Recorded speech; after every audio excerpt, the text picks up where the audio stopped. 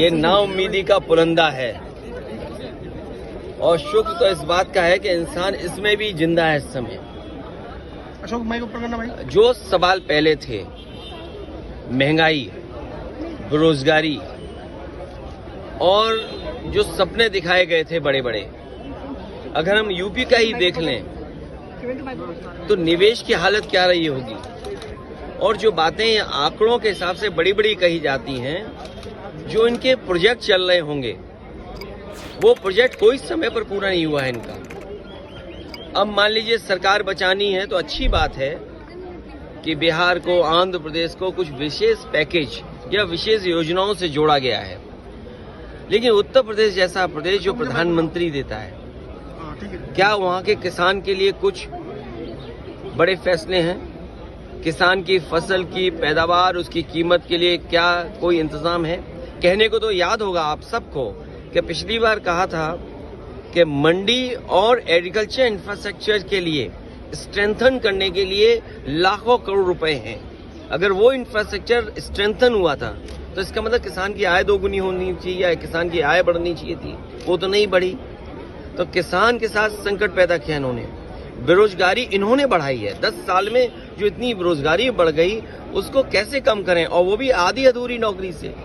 आप 2 साल की, 1 साल की या कुछ ट्रेनिंग करा करके नौकरी या रोजगार का सपना दिखा रहे हैं। देश का नौजवान अपना भविष्य बनाने के लिए पक्की नौकरी चाहता है, और फिर जो आधी अधूरी नौकरी है, क्या उसमें आरक्षण होगा?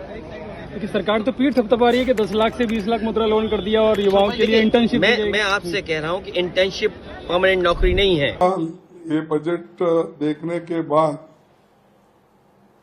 ऐसा लगा कि उन्होंने 2 मित्रों को खुश करने को छोड़ के दूसरे किसी को भी 140 करोड़ जनता को उन्होंने अलग रखा और 2 मित्रों को उन्होंने साथ लेकर कुर्सी बचाने का काम किया है।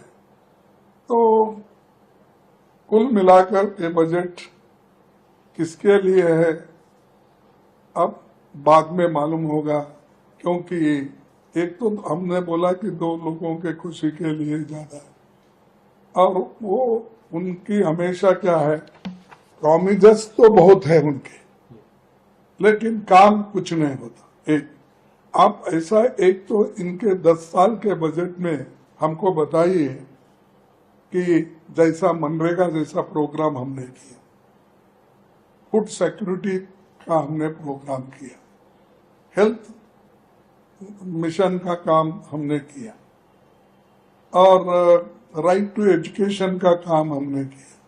ये 10 साल में सारे जनता के लिए, बच्चों के लिए मिड डे मील स्कीम, ऐसी सारी चीजें हमने 10 साल में करके सारे जनता को समान दृष्टि से हमने किया। आप ऐसा बताओ, आप किसको लास्ट टाइम इन्होंने करोड़ों मकान बनाने का आश्वासन दिया, आवास बना, उसमें अभी भी 50% भी नहीं हुआ, और आगे अब बनाने का आश्वासन तो दिए हैं, तो जब छत मिलेगा तभी लोग याद करेंगे उनको। अब फिलहाल तो वो शायद, मैं तो समझूंगा कि वो जो भाषण करते हैं, और मोदी जी पहले की गारंटी तो कुछ नहीं दिए, तो अब इसमें अपनी गारंटी की बात नहीं की है उन्होंने इलेक्शन में।